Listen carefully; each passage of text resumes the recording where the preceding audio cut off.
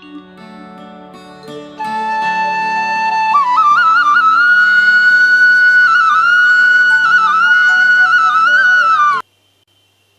यदि तुम कहते हो कि ये शरीर दिखे ये मॉडर्न होने की निशानी है, उसकी पहचान है, तो फिर ये बताओ कि तुम पूरे पूरे मॉडर्न कब बनोगे?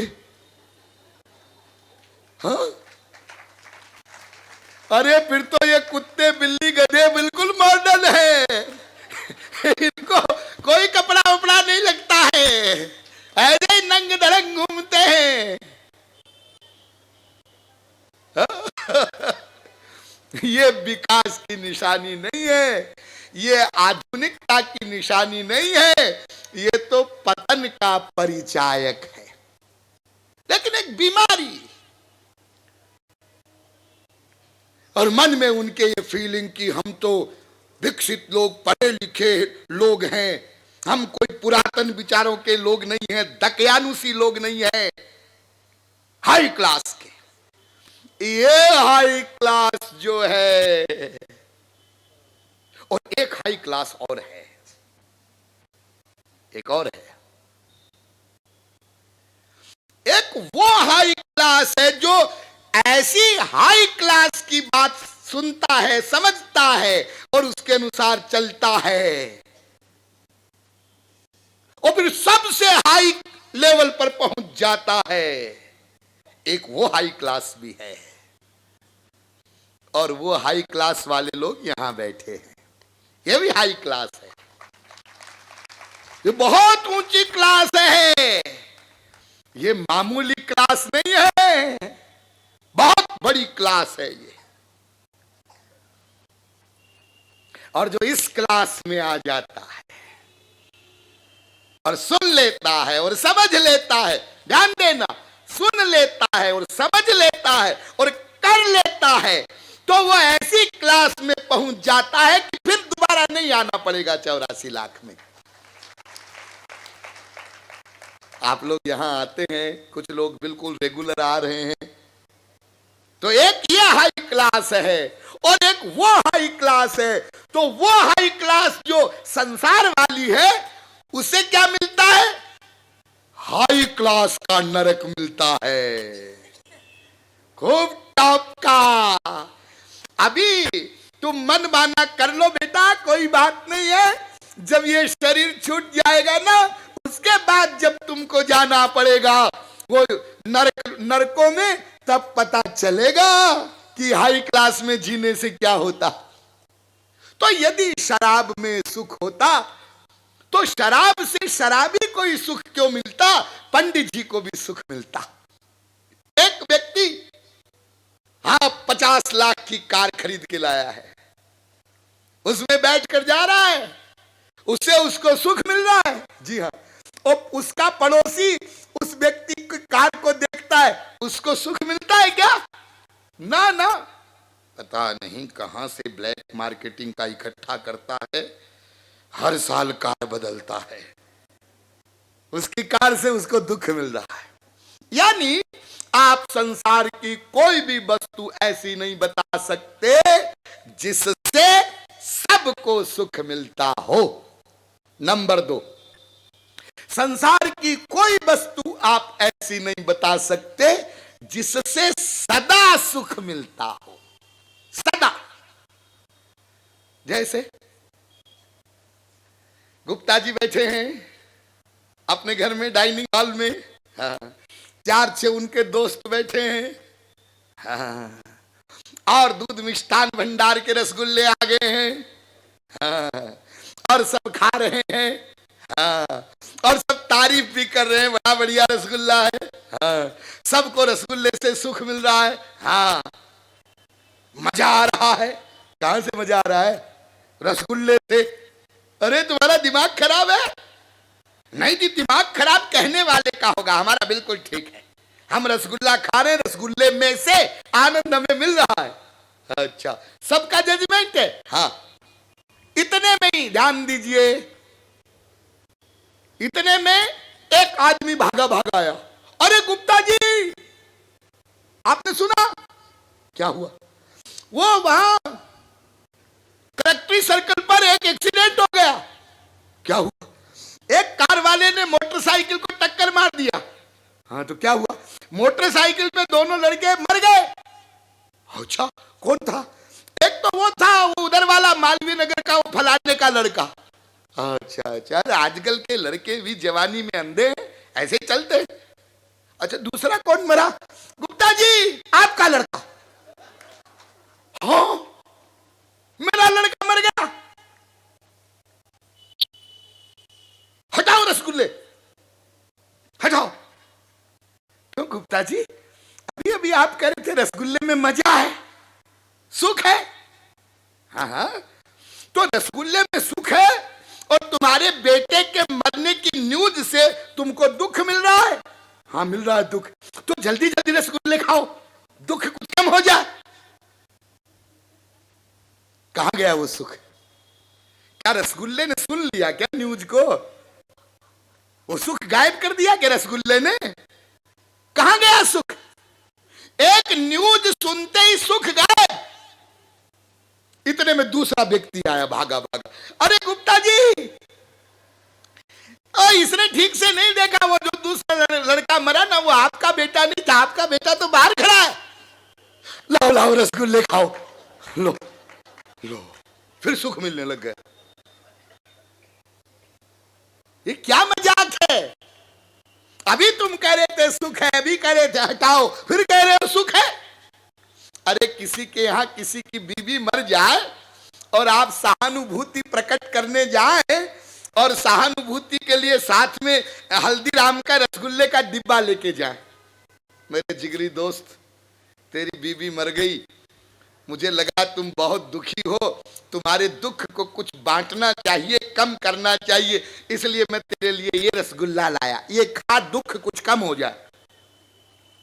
तो मित्र सुन के कहेगा कि इसको मेंटल हॉस्पिटल भेजना चाहिए। हा? अच्छा चलो हटाओ जी, मरने वरने वाली बात छोड़ो, बिना मरे की बात करते हैं, नॉर्मल अवस्था की बात करें। देखिए, मैं आपको ऐसे एग्जाम्पल दे रहा हूं जो आपकी प्रैक्टिकल लाइफ में घटित होता है। रसगुल्ले में सुख है? हाँ, चलो खाओ रसगुल्ला। सुख मिला? हाँ, बहुत बढ़िया।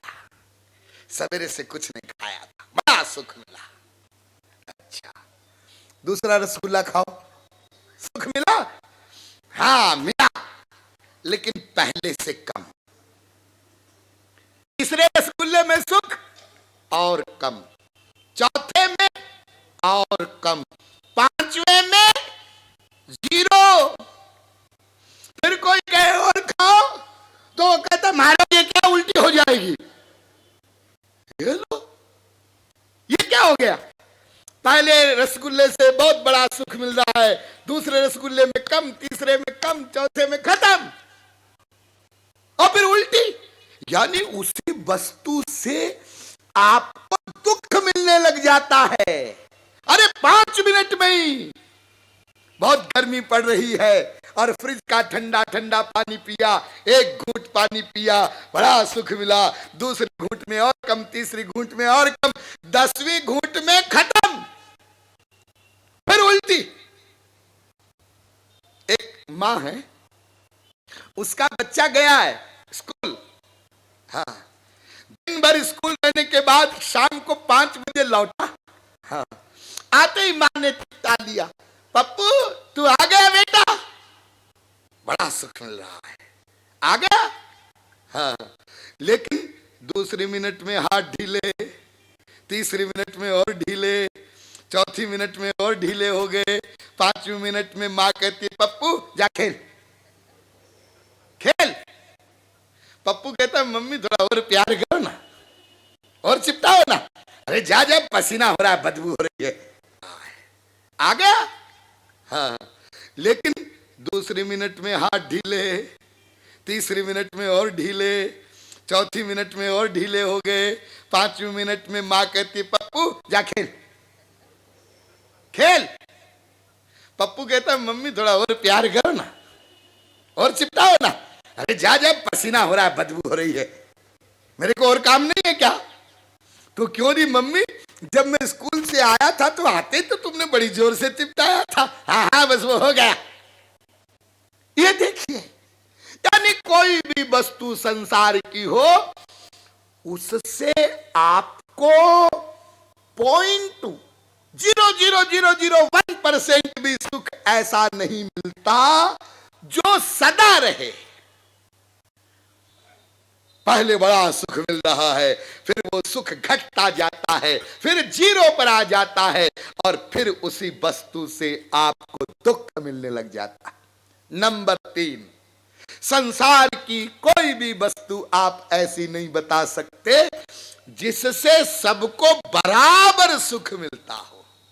एक ही वस्तु से एक व्यक्ति को बड़ा सुख मिल रहा है, दूसरे को कम मिल रहा है, तीसरे को और कम मिल रहा है, चौथे को उसी वस्तु से दुख मिल रहा है। तो जैसे चीनी मीठी होती है, नमक नमकीन होता है, ये गुण उनमें होता है पदार्थों में, तो 3 बातें उन पर लागू होती है। इसी प्रकार से संसार की किसी भी वस्तु में यदि सुख होता तो उस वस्तु से सबको सुख मिलता, सदा सुख मिलता, समान मात्रा में सुख मिलता। लेकिन एक भी वस्तु पर इन तीनों में से एक भी बात लागू नहीं होती है। इससे ये बात सिद्ध होती है कि संसार की किसी वस्तु में सुख नहीं। तो फिर हमारी फीलिंग में जो सुख आता है वो क्या है? वो फीलिंग तो हमारी सही है ना? हाँ, आपकी फीलिंग में जो सुख आता है वो क्या चीज है समझ लीजिए। हम संसार की किसी वस्तु में पहले सुख मानते हैं, होता नहीं, मानते हैं, सुख का चिंतन करते हैं। हाँ, तो बार बार सुख मानने से उस वस्तु में हमारी आसक्ति हो जाती है। हाँ, और आसक्ति के कारण कामना पैदा होती है। ध्यान दीजिए, जितना अधिक आप किसी वस्तु में सुख का चिंतन करेंगे उतनी ही गहरी आसक्ति होगी, दृढ़ आसक्ति होगी, तो उतनी प्रबल कामना पैदा होगी। तो प्रबल कामना पैदा होगी तो उतना ही प्रबल आप उस कामना की पूर्ति के लिए प्रयत्न करेंगे। और यदि वो वस्तु आपको मिल गई कर्म के अनुसार, पुरुषार्थ के अनुसार, प्रारब्ध के अनुसार, और उसका आपने उपभोग किया, ध्यान दीजिए इस पॉइंट पर, उस वस्तु का उपभोग किया तो हमारी आसक्ति के कारण, हमारी आसक्ति के कारण हमारा जो माना हुआ सुख है वो हमारी फीलिंग में आता है, और हम ये समझ बैठते हैं कि उस वस्तु में सुख है। वस्तु में सुख नहीं है, हमारा जो मन कल्पित सुख है, कल्पित सुख हमारे अटैचमेंट के कारण हमारी फीलिंग में आता है। ठीक उसी प्रकार से जैसे कोई भूखा कुत्ता और उसको कोई सूखी हड्डी मिल जाए और वो कुत्ता उस हड्डी को चबावे, तो सूखी हड्डी को चबाने से, संघर्षण से कुत्ते के मसूड़ों में से, दांतों में से खून निकलने लग जाता है। अपने ही खून को वो कुत्ता हड्डी में लपेट लपेट करके चाटता है, चूसता है, और वो ये समझता है कि ये खून हड्डी में से निकल रहा है। ठीक इसी प्रकार से संसार की वस्तुओं से जो हमें सुख की फीलिंग होती है वो उस वस्तु में सुख नहीं होता है, हमारे आसक्ति के कारण से हमारा माना हुआ सुख ही हमारी फीलिंग में आता है। ठीक ठीक ठीक। अच्छा, तो स्वामी जी एक बात बताइए, हमारे इस मृत्यु लोक में कहीं सुख नहीं है, लेकिन इस मृत्यु लोक के अतिरिक्त जो लोक हैं, अनेक लोग, भू भुवः मह जनः तपः सत्य, हाँ हाँ, मतलब जो स्वर्गादिक लोक हैं वहां तो सुख होगा। स्वर्ग, स्वर्ग का नाम आप लोगों ने बहुत सुना होगा। तो यहां सुख नहीं है, चलो मान लिया, संसार का तो हमने तमाम विषय पाया, स्त्रियां अनंत प्राप्त हुई, पति अनंत प्राप्त हुए, बाप अनंत प्राप्त हुए, मां अनंत प्राप्त हुई, बेटे, सब कुछ मिला, लेकिन हमारी कामना पूरी नहीं हुई। बुढ़ापा आ गया लेकिन हालत फटीचर है। एक कामना की पूर्ति हुई, दूसरी आ गई, दूसरी की पूर्ति हुई, तीसरी आ गई, तीसरी की पूर्ति हुई, चौथी आ गई, हालत फटीचर हो रही है मरते दम तक। तो महाराज ये मृत्यु लोक में, संसार में तो ऐसा ही है, लेकिन स्वर्गादिक लोक में तो सुख होगा। चलिए थोड़ा सा समझ लीजिए, स्वर्ग में भी कई क्लासेज हैं। जैसे हमारे मृत्युलोक में कई क्लास है ना, एक शतपति है, एक सहस्त्रपति है, एक लखपति है, एक करोड़पति है, एक अरबपति है, एक खरबपति है, एक से बढ़कर एक। हाँ? और मृत्युलोक में सबसे बड़ा सुखी, सबसे बड़ी सीट हम किसको कहेंगे? इसका हमारे यहां वेदों में विवेचन किया गया है। स्वर्ग में प्रवेश करने से पहले मृत्युलोक की बात बताई गई। सैषा नंदस्य मीमांसा भवति, युवा स्यात् साधु युवाध्यायकः, आशिष्ठो दृढ़िष्ठो बलिष्ठो, तस्येयं पृथ्वी सर्वा वित्तस्य पूर्णा स्यात्, स एको मानुष आनंदः। पूरी पृथ्वी का कोई एक सम्राट हो, एक सम्राट। आजकल तो ये पॉसिबल ही नहीं है, असंभव है। हाँ, अरे सैकड़ों देश हैं और उन सब देशों के अलग अलग प्राइम मिनिस्टर हैं, प्रेसिडेंट हैं, कहीं कहीं कोई राजा भी है। वर्तमान काल में तो यह संभव ही नहीं है, लेकिन प्राचीन काल में हुआ करता था। सतयुग वगैरह में, त्रेता वगैरह में पूरी पृथ्वी का एक सम्राट। और वो सम्राट कैसा हो? उसकी युवावस्था हो, वो गुणवान भी हो, बलवान भी हो, रूपवान भी हो, धनवान भी हो, सारे वान उसके पीछे लगे हों, और प्रजा ऐसी हो कि राजा साहब एक आज्ञा करे तो सिर काट के दे दे, ऐसी अनुकूल प्रजा हो। तो ऐसे पृथ्वी के सम्राट के लिए हम लोग कह सकते हैं कि भाई इससे आगे की और कोई क्लास पृथ्वी पर नहीं हो सकती। बिल्कुल ठीक, मृत्युलोक की अंतिम क्लास ये हो सकती है। लेकिन आप जानते हैं, ते ये शतम मानुषा आनंदा, स एको मानव गंधर्वाणाम आनंद। ये जो मैंने अभी सम्राट बताया ना आपको, पूरी पृथ्वी का एक सम्राट, बलवान, गुणवान, रूपवान, प्रतिष्ठावान, धनवान, ऐसे सैकड़ों मानव राजाओं का सुख बराबर है एक मानव गंधर्व के सुख के। सौ नहीं, सैकड़ों।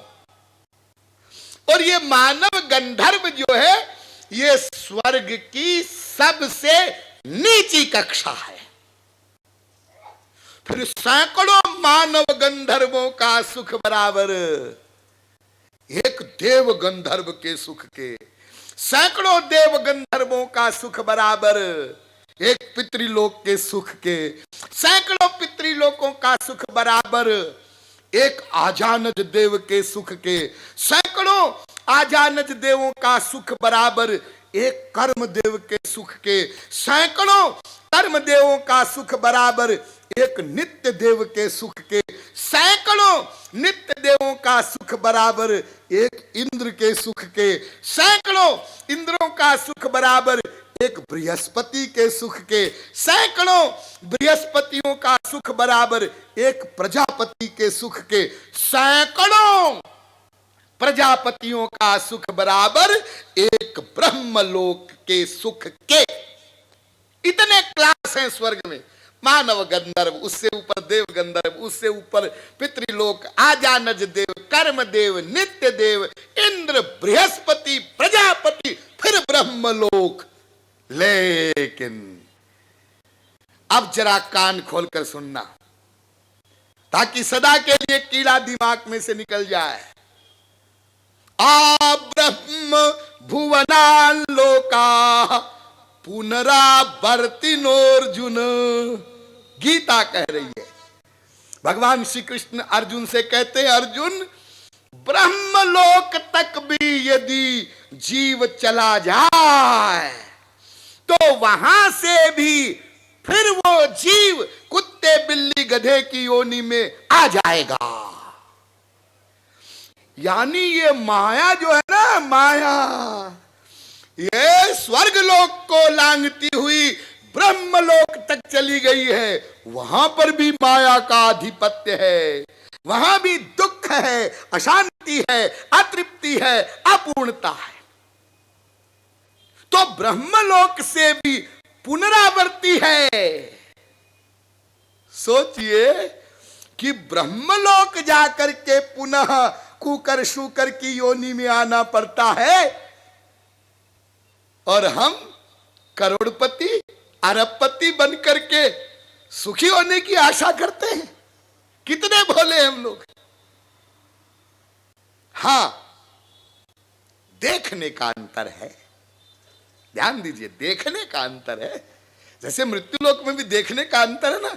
एक बेचारा साधारण सर्विस करता है, एक करोड़पति है, 10 बंगले हैं, 10 गाड़ियां हैं, तो देखने से ऐसा लगता है अरे साहब क्या ठाठ है। ओ अरबपति जी बड़े आनंद में रहते, अरे ना ऐसा नहीं है। ध्यान दीजिए, जो सुख